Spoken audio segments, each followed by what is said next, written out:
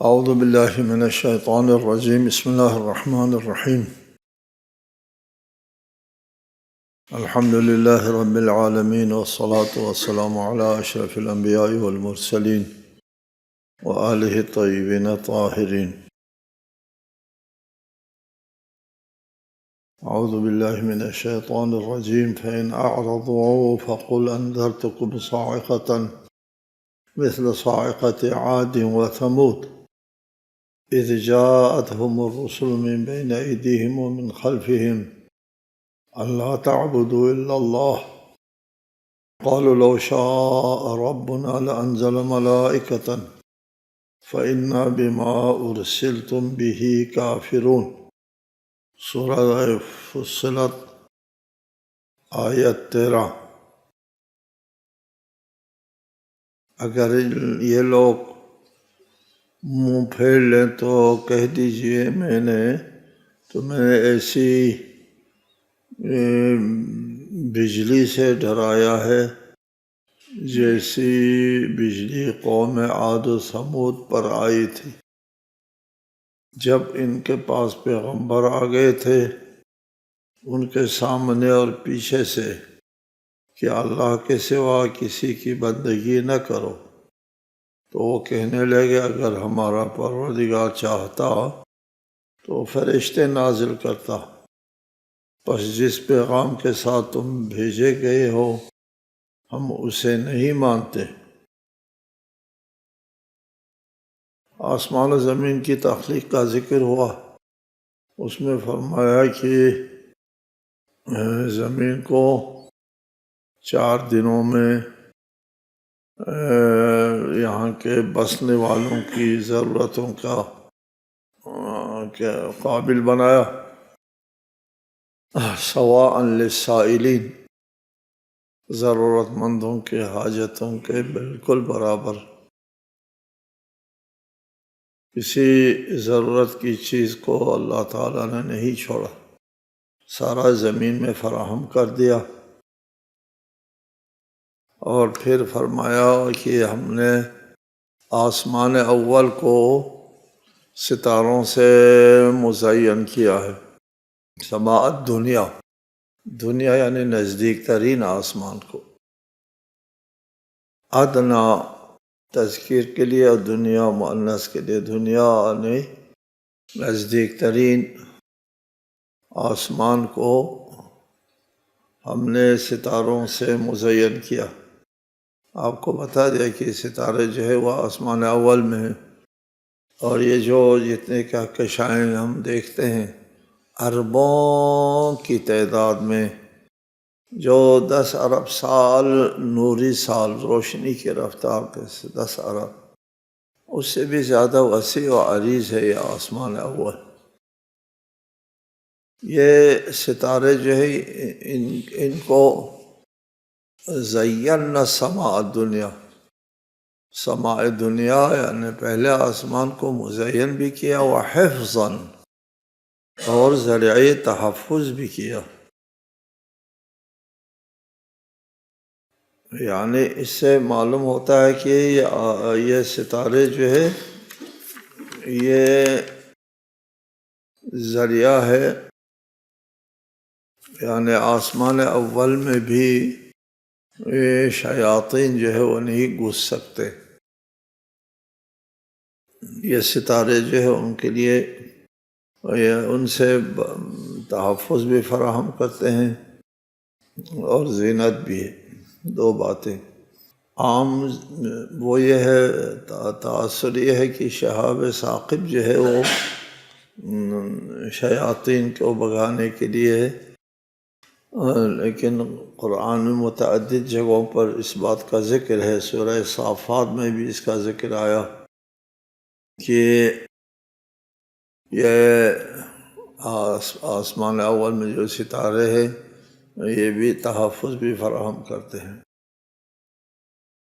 فَإِنْ أَعْرَضُوا فَقُلْ أَنذَرْتُكُمْ صَاعِقَةً مِثْلَ صَاعِقَةِ عَادٍ وَثَمُودَ۔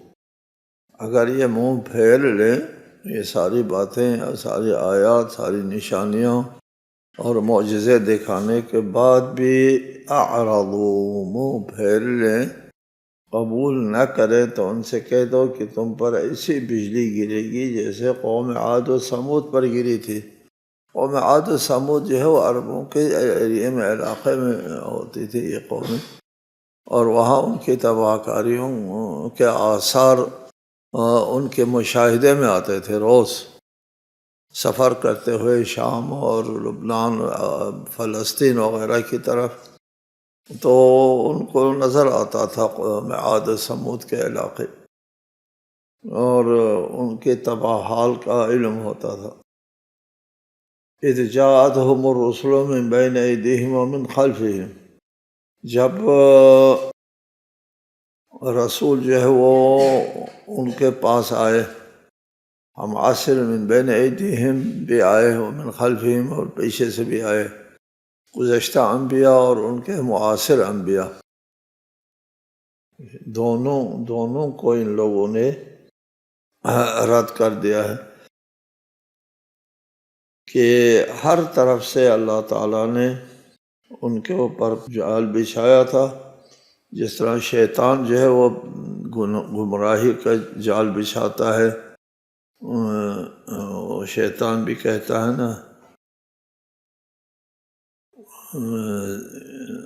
ثم لآتینہم من بین ایدیہم ومن خلفہم، شیطان کہتا ہے میں آگے سے اور پیچھے سے ہر طرف سے انہیں گھیر لوں گا۔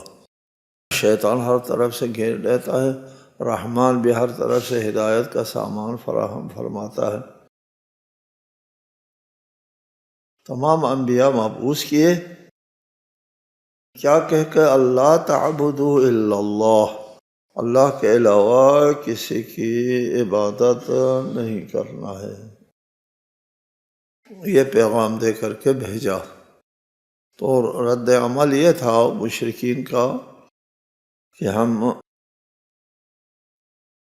کسی انسان کو اللہ کی نمائندگی کا اہل نہیں سمجھتے۔ مشرکین کا یہ موقف تھا، وہ کسی انسان کو اللہ کی طرف سے نمائندگی کرنے کا اہل نہیں سمجھتے تھے، وہ رسالت اور پیغمبری اور نبوت کا انکار کرتے تھے کہ انسان اس قابل نہیں ہے کہ وہ اللہ کا نمائندہ بن جائے، اللہ کا پیغام رسان بن جائے۔ اگر اللہ چاہتا یہاں تک کوئی پیغام پہنچانا ہے تو کسی فرشتے کو بھیجتے۔ مشرکین کا یہ موقف تھا، جبکہ یہ مشرکین جو ہے وہ پتھر کو معبود بناتے ہیں۔ بے حس پتھر معبود ہو سکتا ہے، انسان پیغمبر نہیں ہو سکتا۔ یہ ان لوگوں کا ایک بات۔ دوسری بات یہ ہے کہ وہ جب کسی پیغمبر کو نہیں مانتے ہیں تو تم کو کس نے بتایا؟ تمہارے یہ جو ارباب ہیں ان کو اللہ تعالیٰ نے رب بنایا ہے، اللہ نے ان کے سپرد کیا ہے تمہاری زندگی، کس نے بتایا؟ پیغام تو آنا نہیں کسی بشر کے ذریعے اللہ کی طرف سے۔ تو جواب دیتے اِنَّا وَجَدْنَا آبَاءَنَا كَذَلِكَ يَفْعَلُونَ، ہاں باپ دادا، ہمارے باپ دادا جو ہے وہ غلط نہیں ہو سکتے، بس اندھی تقلید۔ اس لیے مشرکین کا مذہب جو ہے اس کو کسی قسم کے مذہب کے طور پر اسلام قبول نہیں کرتا۔ یہ اصلا سرے سے کوئی مذہب نہیں ان کے پاس، اگرچہ دعویٰ غلط دعویٰ ہو، دعویٰ بھی نہیں ہے ان کے پاس صحیح کہ یہ پیغام اللہ کی طرف سے آیا ہے اور ہمارا یہ ذریعہ ہے، تمام ذرائع کے منکر ہیں۔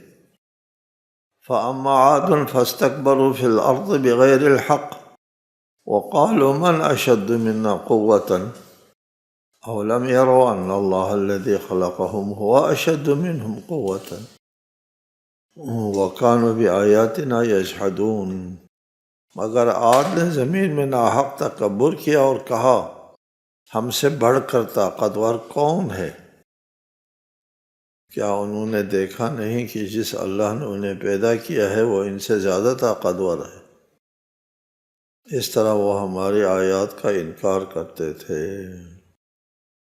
قوم عاد کا متکبرانہ موقف یہ تھا کہ وہ اس غلط فہمی میں مبتلا تھے کہ ہم طاقت والے ہیں، ہم ترقی یافتہ ہے، تمدن یافتہ قوم عاد، اور ہم سے طاقتور کون ہو سکتا ہے۔ فاستکبروا، تکبر سے کام لیا، انہوں نے اپنی بڑائی دکھائی کہ ہم سے کون طاقتور ہے، کون کیا بگاڑ سکتا ہے ہمارا۔ اللہ نے فرمایا کہ اللہ جو ہے جس نے ان کو خلق کیا ہے، نیستی سے ہستی میں لے کر آیا ہے، وہ زیادہ طاقتور ہے تم سے اللہ، اور اس میں کوئی تناسب نہیں۔ وہ اشد منہم قوۃ، اللہ تعالیٰ کی طاقت بہت زیادہ ہے، تمہاری طاقت اللہ کی طاقت کے سامنے کچھ بھی نہیں۔ فارسلنا علیہم ریحا صرصرا فی ایام نحسات، چنانچہ ہم نے ان کے اوپر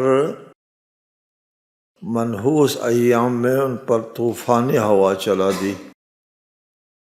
فی ایام نحسات لنذیقہم عذاب الخزی فی الحیاۃ الدنیا والعذاب الآخرۃ اخزی وہم لا ینصرون۔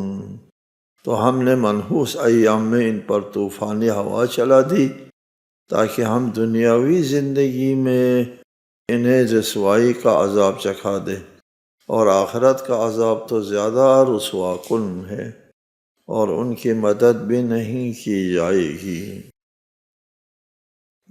ریحا صرصرا، صرصر سخت سردی والی ہوا کو کہتے ہیں۔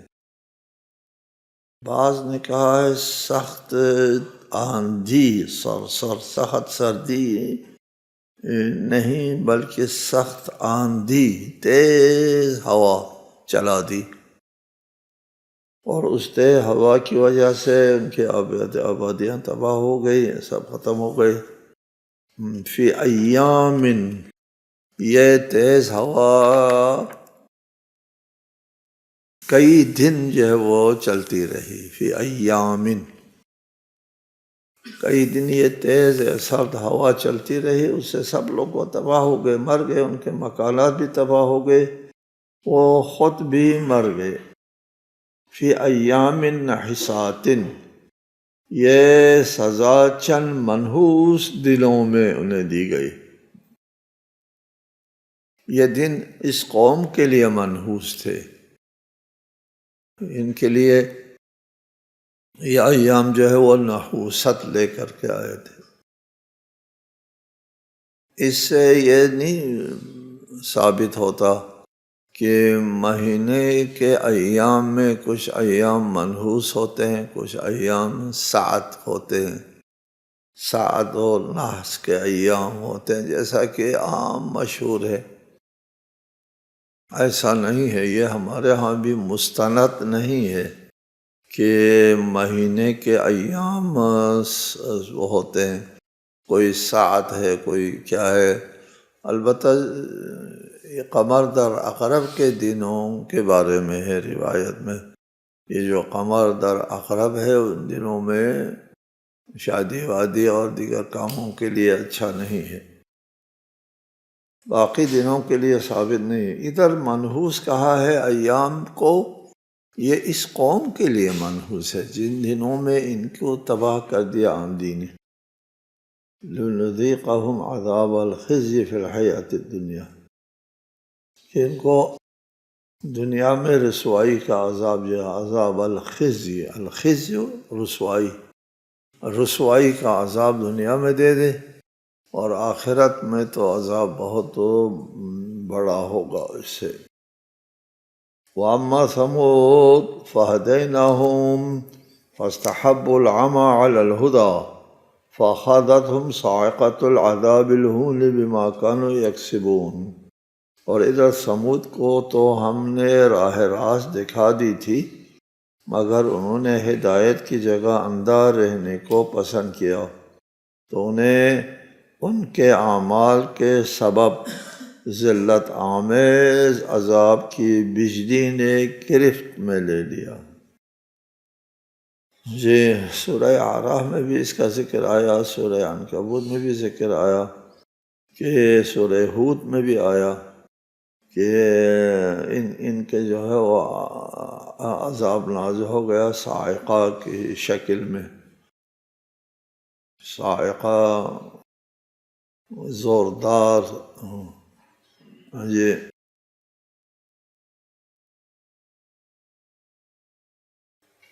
بجلی، صاعقہ بجلی، زوردار بجلی نے ان کو تباہ کر دیا۔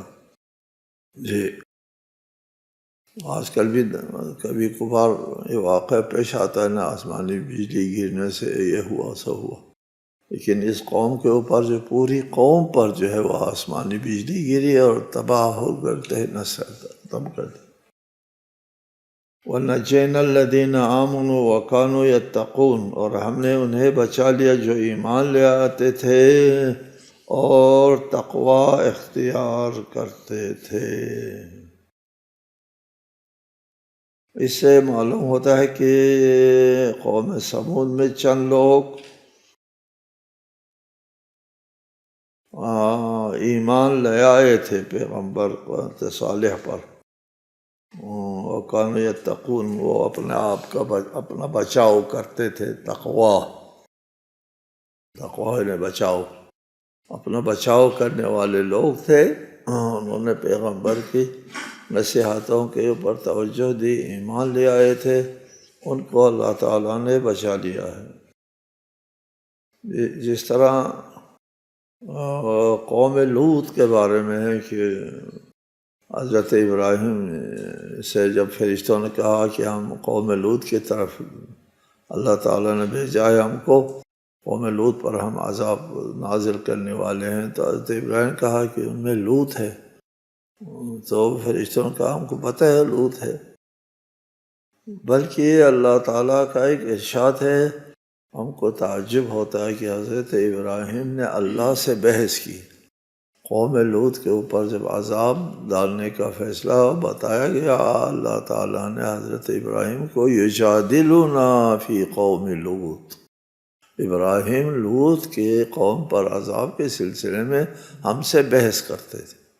اللہ سے، کیا بات ہے، خلیل اللہ سے بحث کرتے تھے کہ ان میں لوط ہے، تو اللہ نے کہا ہم کو پتہ ہے لوط ہے، ان کو ہم بچا لیں گے۔ یہاں بھی اسی طرح ہوا، جو ایمان لانے والے تھے ان کو ہم نے بچا لیا۔ وَيَوْمَ يُحْشَرُ أَعْدَاءُ اللَّهِ إِلَى النَّارِ فَهُمْ يُوزَعُونَ حَتَّى إِذَا مَا جَاءُوهَا شَهِدَ عَلَيْهِمْ سَمْعُهُمْ وَأَبْصَارُهُمْ وَجُلُودُهُمْ بِمَا كَانُوا يَعْمَلُونَ، اور جس دن اللہ کے دشمن جہنم کی طرف چلائے جائیں گے تو انہیں روک لیا جائے گا، یہاں تک کہ جب سب وہاں پہنچ جائیں گے تو ان کے کان اور ان کی آنکھیں اور ان کی کھالیں ان کے خلاف گواہی دیں گی کہ وہ کیا کچھ کرتے رہے ہیں۔ قرآن مجید میں انسان کے تقریباً تمام اعضاء کی گواہی کا ذکر ملتا ہے۔ مثلا ایک آیت میں ارشاد فرمائے وَتُكَلِّمُنَا أَيْدِيهِمْ وَتَشْهَدُ أَرْجُلُهُمْ بِمَا كَانُوا يَكْسِبُونَ، ہم سے ان کے ہاتھ بولیں گے اور ان کے پاؤں گواہی دیں گے۔ اس آیت میں ہاتھ اور پاؤں کا ذکر آیا، اور دوسری آیت میں سورہ نور میں آیا یوم تشہد علیہم السنتہم وایدیہم وارجلہم، اور اس دن گواہی دیں گے زبانیں، ہاتھ اور پاؤں۔ جی، اور اس آیت میں ارشاد فرمایا کان، آنکھ اور کھالے، اس طرح تمام اعضاء کا ذکر آ گیا قرآن میں۔ یہ انسان کے تمام اعضاء جو ہے اس سے مربوط عمل کا شاہد بنیں گے کہ دنیا میں اس کے ذریعے انجام دیا ہے۔ مثلا آنکھ گواہی دے گی کہ میرے ذریعے جو ہے کون سا گناہ انجام دیا، کان گواہی دے کہ میرے ذریعے کون سے جرم کی باتیں سن لی، ہاتھ گواہی دیں گے میرے ذریعے کس پر ظلم کیا، پاؤں گواہی دیں گے کہ مجھے کس جگہ ظالمانہ کام کے لیے، مجرمانہ کام کے لیے استعمال کیا۔